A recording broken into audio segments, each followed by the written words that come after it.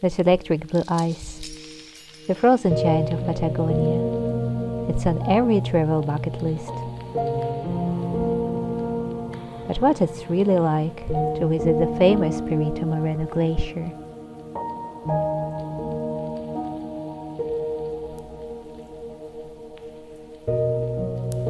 We went on an organized tour because, well, you kind of have to. Renting a car? It's minimum 3 days, around $100 per day. Public transport doesn't exist, but half of El Calafate is basically tour agencies, so booking a trip is easy. A bus picked us up in the morning from the hotel and brought us straight to the boat.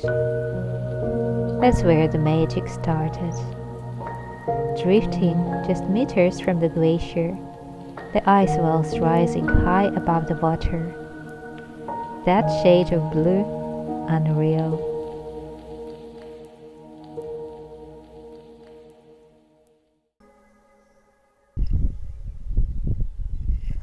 And then the spell breaks. The boat was packed. The workers were constantly circling, selling photo sessions, drinks, and snacks.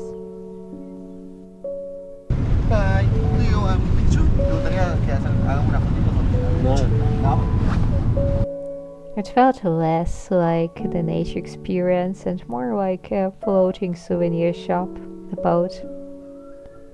And let's not forget, it was way overpriced. 2 companies hold a monopoly here. They can charge whatever they want, and they do.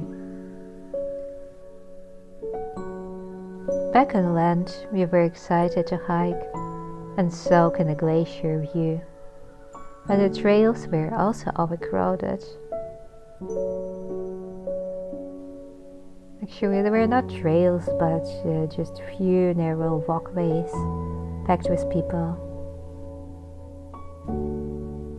We were asking ourselves why not to build more paths. It actually did not feel like hiking at all. It had more of a vibe of bus, walk away, photo, back to bus. And if you're looking for a real hiking and nature experience, go to El Chalten.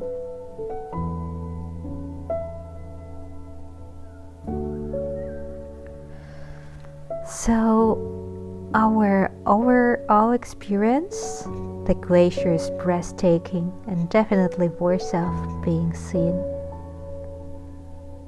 But the experience of visiting it, filtered through crowds, prices, and sales pitches.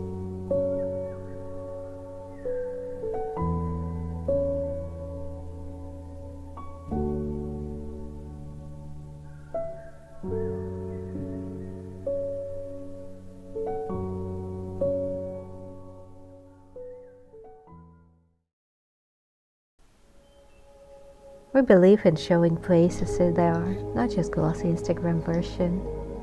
If you're into fair travel reviews, real talk, and true adventure, hit that subscribe button.